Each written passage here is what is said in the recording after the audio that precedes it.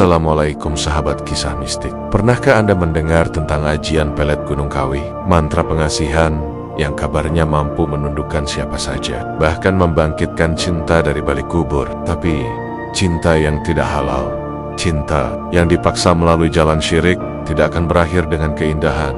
Sebaliknya, akan membuka pintu azab, mengundang jin, dan menjerat jiwa dalam kehancuran. Malam ini, simak kisah mistik yang kami angkat ke dalam bentuk dramatika tentang seorang pria bernama Rinto yang nekat memanggil kembali wanita yang dicintainya dari alam kubur. Dan ketika cinta itu bangkit, yang kembali bukanlah Aisyah, tapi sesuatu yang jauh lebih mengerikan. Inilah cerita ajian pelet dari Gunung Kawi. Istri jadi mayat hidup, saksikan sampai akhir. Karena pelajaran terbesar dari kisah ini adalah cinta sejati tidak pernah lahir dari jalan sesat.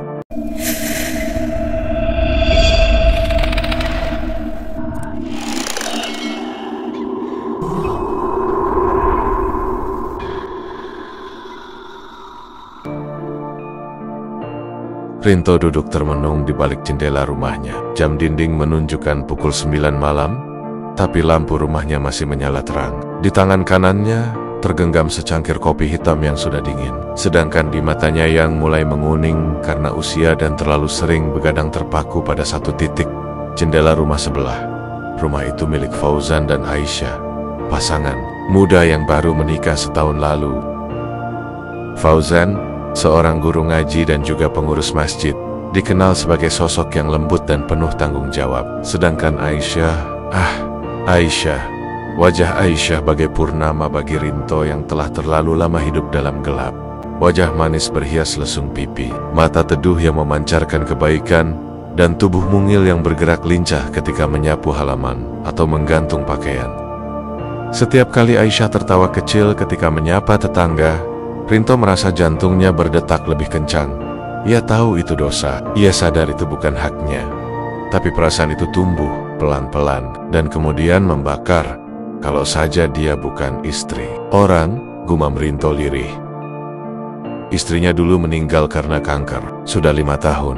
Sejak itu, rumahnya sepi, tidak ada suara, tidak ada tawa. Hanya radio tua dan kopi yang menjadi teman. Tapi, sejak Aisyah tinggal di rumah sebelah, segalanya berubah. Ia seperti hidup kembali, namun hidup yang salah arah. Ai mulai mencari tahu kegiatan Aisyah, mencuri pandang, bahkan pernah tanpa sadar mengikuti Aisyah dari belakang saat wanita itu pergi ke warung. Sampai suatu malam, ia bermimpi aneh. Dalam mimpinya, ia duduk di bawah pohon besar yang dikelilingi kebun. Di hadapannya duduk seorang kakek berambut putih panjang, berjubah hitam, dan memegang tongkat dari tulang. Kakek itu tidak berbicara, hanya menatapnya dan tersenyum. Dan ketika Rinto hendak bertanya, siapa dia, kakek itu menunjuk ke arah Aisyah yang sedang berdiri telanjang kaki di tepi jurang. Ambillah dia dengan harga yang pantas. Suara itu datang dari tanah. Rinto terbangun dengan keringat dingin. Tapi sejak malam itu, keinginannya untuk memiliki Aisyah semakin menjadi-jadi. Ia merasa seperti dirasuki sesuatu, semacam desakan yang bukan berasal dari dirinya sendiri. Dan keesokan harinya, ia memutuskan pergi ke tempat yang selama ini hanya dianggap dongeng Gunung Kawi.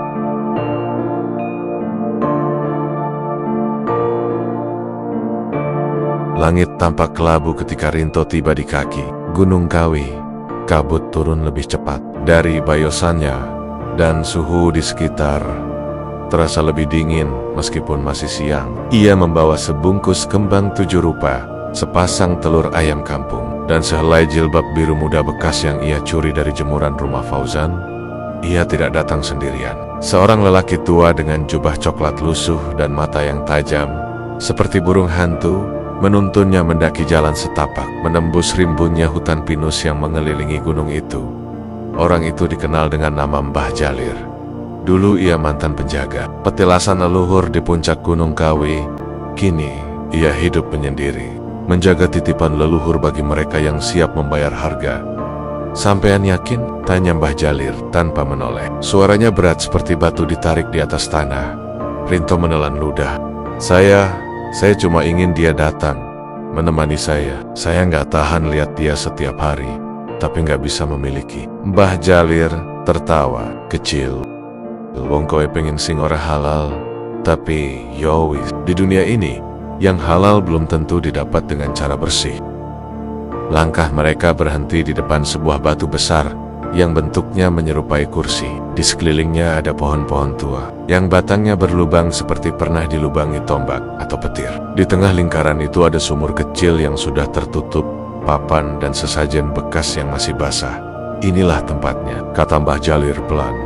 Dulu banyak yang datang ke sini, artis, pejabat, sampai dukun dari Madura. Tapi sekarang hanya yang benar-benar nekat yang masih datang. Rinto menggigit bibir, meletakkan kembang dan barang-barang lainnya di atas batu altar kecil. Mbah Jalir mengeluarkan botol kecil dari tas kainnya. Cairan hitam pekat dengan bau menyengat menyembur saat tutupnya dibuka. Ini namanya minyak sirap jagat, diberi dari penunggu Gunung Kawi langsung. Tapi tidak sembarangan orang bisa pakai. Harus ada tumbal dan harus ada janji. Rinto memejamkan mata. Apa tumbalnya? Sesuatu yang hidup, darah, nyawa, tidak besar, cukup ayam cemani. Tapi janji, itu yang paling berat. Apa janji itu? Kau harus berjanji akan menjaga yang datang sampai ajalmu. Tidak akan meninggalkannya, tidak akan menyakitinya, dan tidak akan mencoba melepaskan ikatan. Atau kau yang akan jadi tumbalnya. Rinto terdiam, tapi di matanya ada tekad gila yang sudah melampaui akal sehat. Aku janji. Akhirnya, ritual itu dimulai tepat saat azan maghrib berkumandang dari desa di bawah gunung. Samar-samar suara takbir terdengar, tapi tenggelam oleh suara genta kecil dan gumaman mantra dari mulut Mbah Jalir. Ayam cemani disembelih, darahnya diteteskan ke kain jilbab Aisyah, lalu dibakar bersama kemenyan dan rambut milik Rinto sendiri. Saat api mulai menyala biru, kabut di sekitar altar bergerak, tak wajar seolah berputar ke satu arah. Dan tiba-tiba, angin berhenti, hening total. Mbah Jalir membuka matanya. Sudah, malam ketujuh, dia akan datang. Tapi ingat, tidak semua yang datang itu dia. Rinto merasa jantungnya berdebar lebih cepat. Ia kembali turun dari gunung malam itu. Tidak merasakan lelah, tidak juga takut. Hanya ada satu bayangan di kepalanya. Aisyah duduk di ruang tamunya, dengan senyum manis dan tubuh hangat, menyapanya penuh cinta. Tapi yang datang 7 malam kemudian, bukan itu.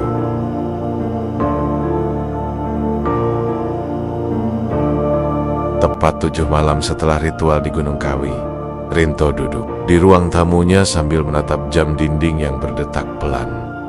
Jarum pendek baru saja melewati angka 1. Udara di rumahnya dingin dan terasa lebih lembab dari biasanya. Tidak ada angin, tapi tirai jendela bergerak perlahan, seolah seseorang bernapas dari balik kaca. Gelas kopi di tangannya bergetar ringan. Suara itu muncul tiba-tiba, bunyi ketukan di pintu. Pelan, tapi teratur. Rinto mendadak pucat. Ia berdiri dengan napas tertahan, lalu melangkah menuju pintu dengan langkah gemetar. Ia membuka pintu. Di ambang pintu berdiri sosok perempuan dengan gamis biru pucat dan wajah menunduk. Rambutnya basah, wajahnya tidak terlihat jelas, tapi tubuhnya persis seperti yang selama ini Rinto impikan. Perlahan, perempuan itu mengangkat kepala. Itu Aisyah, bibir merah muda, kulit kuning langsat, dan tatapan lembut seperti biasa. Tapi ada yang tidak wajar, matanya kosong, tidak bergerak, seperti kaca yang tak memantulkan cahaya. Aisyah? Suara Rinto nyaris tak terdengar. Perempuan itu melangkah masuk dengan tenang, langsung menuju kamar tidur Rinto, tanpa bicara sepatah kata pun. Dan sejak malam itu, Aisyah tinggal di rumahnya. Tapi ia bukan Aisyah yang Rinto kenal. Tubuhnya memang hidup, bergerak, bahkan kadang tersenyum, samar. Tapi ia tak pernah makan, tak pernah minum, tak pernah tidur. Ia hanya duduk, berdiri, mengikuti Rinto kemanapun, seperti bayangan, diam, selalu menatap, seolah bukan dengan mata manusia. Saat pagi datang, tubuhnya menjadi dingin, kulitnya membiru, bibirnya kering dan pecah. Tapi menjelang malam, ia kembali segar. Bahkan pernah suatu malam, Rinto melihat Aisyah berdiri di pojok kamar sambil bernyanyi lagu Jawa kuno yang tidak pernah ia ajarkan. Layang muteka, layang peteng, aku ra aiso mulih, aku ra aiso bali. Suaranya lirih, tapi membuat bulu kuduk berdiri. Rinto sempat mengelus pipinya malam itu. Ia kaget dingin, hampir tak berdenyut, tapi Aisyah hanya tersenyum, lalu membaringkan tubuhnya di ranjang, memeluk Rinto seperti istri yang taat. Namun pelukan itu tidak hangat, seperti dipeluk oleh bangkai yang baru diangkat dari liang kubur. Malam-malam selanjutnya jadi makin aneh. Pakaian Aisyah tidak pernah berubah. Gamis biru itu selalu sama, tidak pernah dicuci, tapi tidak juga kotor. Ia tak pernah mandi. Dan saat Rinto mencoba memintanya keluar rumah, Aisyah menolak. Ia hanya duduk di pojok ruangan dengan mata terbuka lebar, menggumam pelan kata-kata yang tak dipahami. Di luar, desas-desus mulai beredar. Tetangga mulai bertanya. Fauzan, suami sah Aisyah, datang dengan wajah letih dan mata merah. Ia mengetuk pintu Rinto dengan penuh amarah. Aisyah, mana Pak Rinto? Saya tahu dia di sini. Suaranya keras. Rinto mengunci pintu dan pura-pura tak ada di Rama. Tapi saat Fauzan mengintip ke jendela, ia melihat Aisyah berdiri di balik tirai. Wajahnya pucat, matanya lurus tanpa berkedip. Fauzan mundur dengan wajah bingung. Kenapa? Kenapa matanya begitu? Beberapa warga bilang mereka melihat Aisyah berjalan di malam hari di pekarangan, kadang mengelilingi pohon pisang sambil tertawa kecil. Anak kecil menangis saat melihat sosok perempuan itu melambai dari atap rumah. Yang paling menyeramkan, seorang ibu penjual sayur mengaku melihat Aisyah di pasar, berdiri diam di pojok, menatapnya tanpa ekspresi selama hampir setengah jam. Tapi ketika didekati, sosok itu hilang. Rinto mulai merasa ada yang tidak beres. Suatu malam ia memandangi Aisyah tidur, lebih tepatnya berbaring dengan mata terbuka lebar. Ia mencoba menyentuh tangan Aisyah dingin. Ia meraba pergelangan, mencari denyut nadi.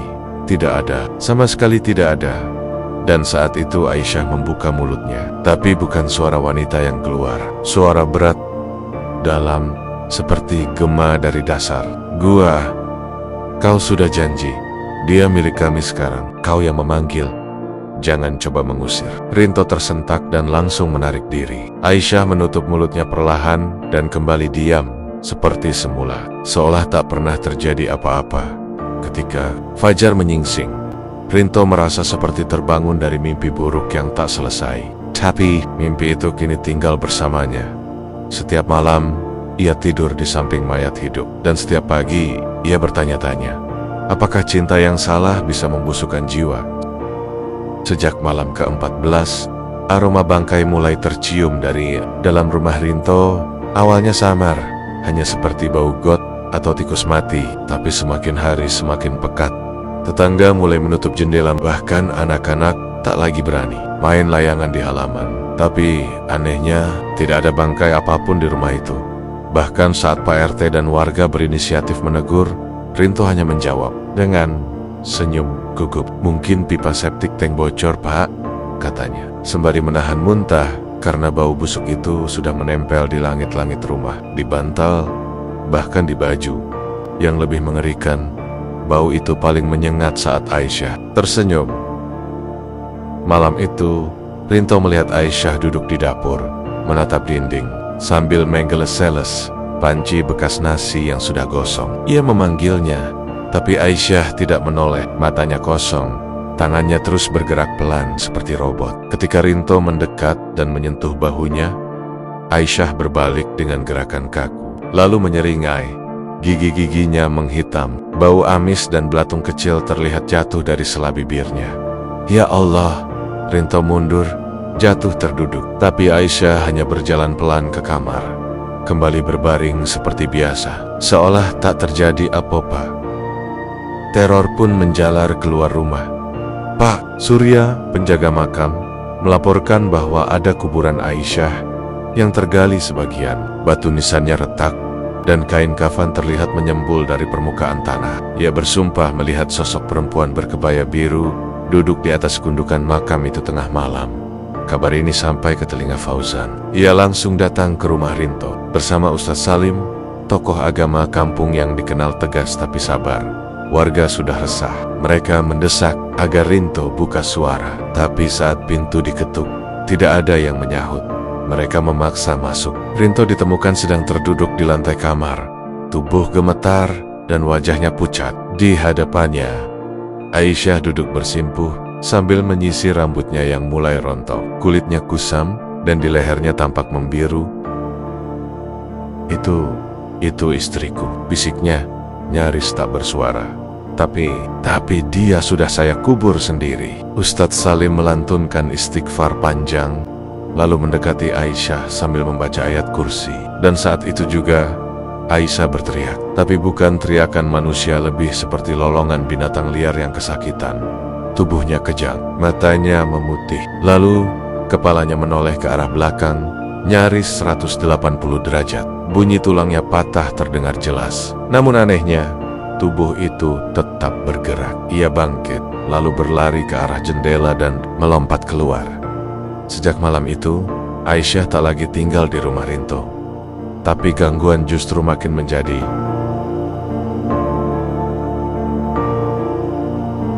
Rinto mulai melihat bayangan Aisyah berdiri di pojok kamar tiap malam.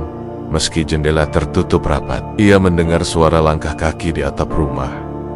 Bau anyir darah muncul dari keran kamar mandi. Dan yang paling mengganggu, suara tangisan perempuan. Dari balik lemari baju, tangisan itu terdengar setiap jam 1:30 dini hari.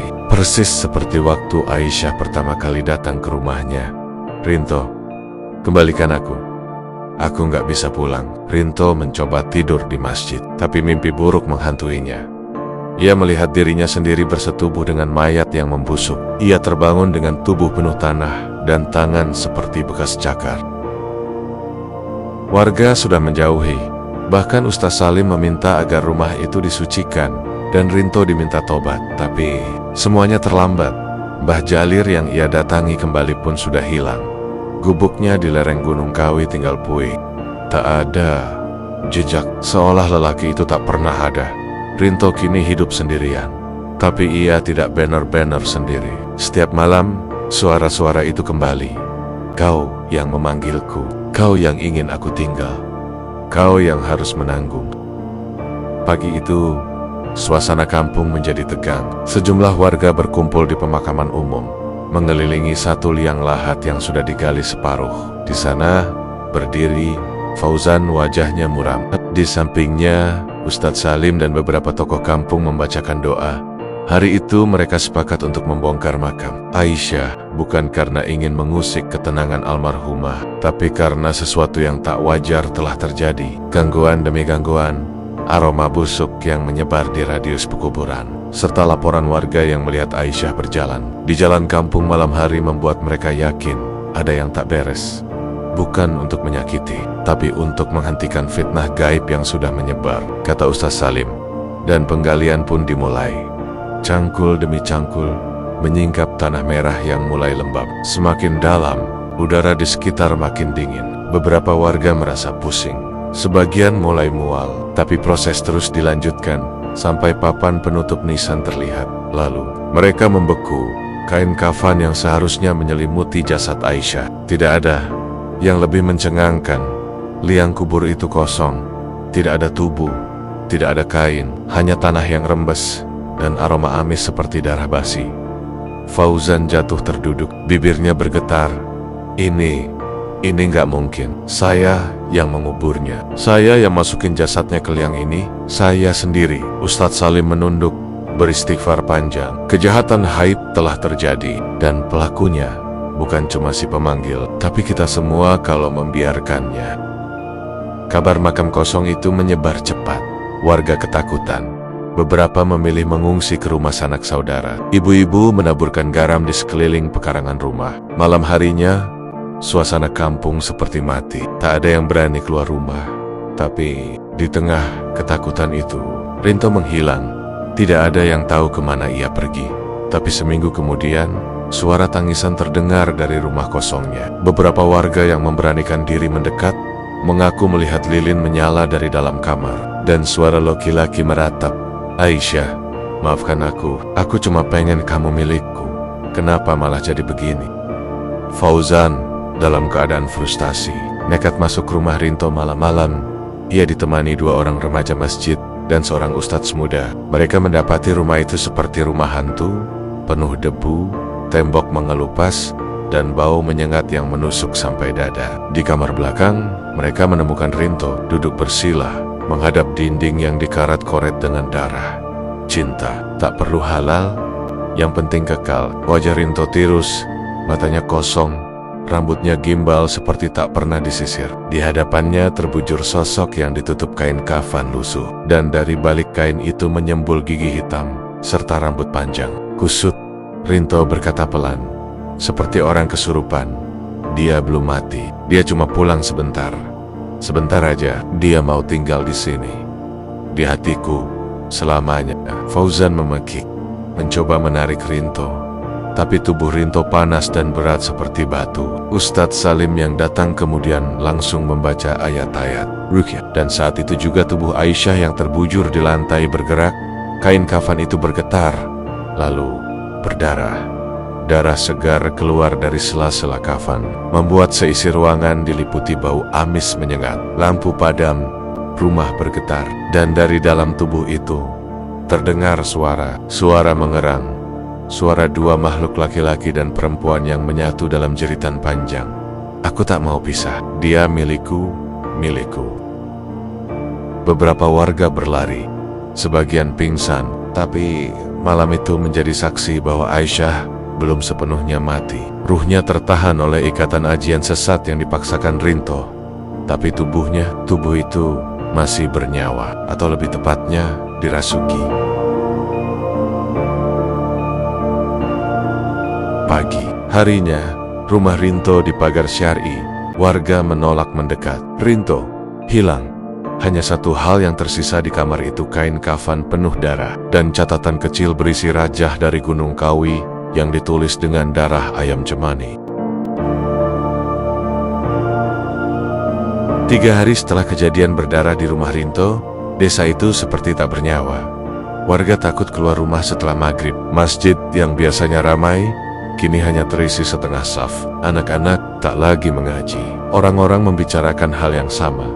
Arwah Aisyah belum diterima bumi. Rinto sudah bukan manusia biasa. Ustadz Salim memutuskan sudah saatnya bertindak. Ia mengundang 3 ustaz muda dari pesantren di luar kota, ahli ruqyah dan pemutus ikatan sihir tingkat tinggi. Malam Jumat Kliwon dipilih untuk ritual pembersihan. Lokasi rumah Rinto yang kini dijuluki warga sebagai rumah mayat hidup.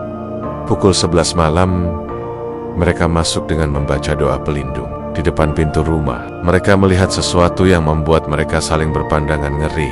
Sebuah kendi kecil berisi darah hitam pekat dan gumpalan rambut panjang. Rajah dalam huruf Arab bercampur aksara Jawa kuno tertulis di kertas yang dilumuri. Darah ayam cemani, ajining ragasaka banda, ajining ati saka tresna. Tresna sing ora halal, marang pati sing ora mati. Di dalam rumah, hawa kematian begitu tebal, dinding penuh coretan. Bau bangkai bercampur kemenyan busuk, menusuk sampai ke tenggorokan. Di ruang tamu, tubuh Rinto ditemukan, duduk membatu, mata melotot, bibir pecah, tubuhnya kaku seolah sudah jadi mayat berminggu-minggu. Namun ia masih bernapas. Tak jauh dari sana, tubuh Aisyah tergeletak dalam kafan robek. Tapi wajahnya utuh, seperti orang tidur, tersenyum, tangannya memeluk perutnya sendiri. Dan dari sela-sela jari tangannya, keluar lintah kecil dan darah menghitam. Ustadz Salim langsung memulai ruqyah besar. Surat Al-Baqarah ayat 255, 285, dan 286 dibacakan bersahut-sahutan. Ayat-ayat itu menggema ke seluruh ruangan seperti menabrak dinding tak kasat mata. Dan ketika ayat 286 dibaca untuk ketiga kalinya, tubuh Aisyah terangkat, melayang pelan, matanya terbuka, dan suara lelaki keluar dari mulutnya. Aku mengikat cintanya dengan darah. Aku yang membangkai tikanen yat. Aku yang memberikan tubuh untuk hawa nafsu. Kau tidak bisa mengambilnya kembali. Tubuh Rinto menggigil. Darah keluar dari telinganya. Ia memekik, "Jangan usir dia, dia milikku, dia milikku." Namun saat itu, Ustadz Salim meneriakkan dengan lantang, "Cinta yang tidak halal adalah kehancuran. Ajianmu batil, cintamu musyrik, dan apa yang kau bangkitkan bukan Aisyah, itu jin yang memakai raganya." Tiba-tiba, kaca jendela pecah, angin menerjang masuk, lilin padam, dan ruangan gelap total. Dalam kegelapan itu, terdengar suara tangisan perempuan, lalu suara tawa laki-laki, tertawa dan menangis bercampur, seperti dua jiwa yang saling tarik-menarik dari dunia yang berbeda. Fauzan datang tepat saat azan subuh berkumandang. Ia membawa sesuatu yang telah disiapkan dari jauh hari, buku nikah asli miliknya dan Aisyah, Al-Quran kecil milik Aisyah, serta seikat kain kafan bersih. Dengan itu, Ustaz Salim membaca doa khusus pengembalian ruh ke tempatnya. Ia menyeru, "Wahai ruh Aisyah, jika kau masih milik Allah, pulanglah dengan tenang. Jika tubuhmu digunakan makhluk lain, biarkan Allah menghancurkannya. Kami bukan ingin melukai, hanya ingin membebaskan." Tubuh Aisyah terhuyung, lalu jatuh ke lantai dengan suara pelan. Dan saat itu juga, tubuhnya membusuk dalam hitungan detik. Wajah yang sebelumnya segar menjadi kelabu, rambutnya rontok, lidahnya menjulur dengan luka gosong di leher, seolah baru saja digantung. Rinto menjerit, dan dadanya meledak keluar darah segar. Ia mati dalam posisi sujud terbalik dengan wajah menghadap ke langit-langit, dan tangan menekan kepalanya sendiri, seperti menolak arah kiblat. Di bawahnya tertulis dengan darah, "Cinta tanpa restu Tuhan." 3 hari setelah kejadian itu, warga memakamkan kembali jasad Aisyah dengan syariat Islam sepenuhnya. Ustadz Salim mengimami, Fauzan mengazankan. Tak ada upacara, tak ada bunga, hanya air mata dan istighfar. Rumah Rinto kini dibiarkan kosong, pagar seng ditutup rapat. Tapi kadang, jika lewat di malam hari, beberapa warga bersumpah melihat cahaya kecil dari jendela kamar dan suara perempuan menyanyi pelan, "Aku Ra Aiso Bali, aku Ra Aiso Muli."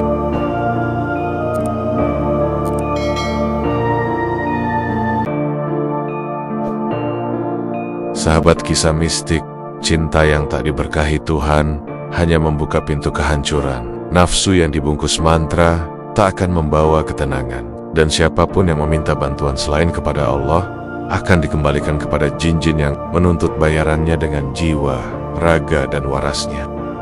Cinta yang dipaksakan, apalagi melalui jalan pesugihan, pelet, atau pemanggilan jin, bukanlah cinta. Itu perjanjian setan yang menagih nyawa dan kewarasan sebagai bayaran.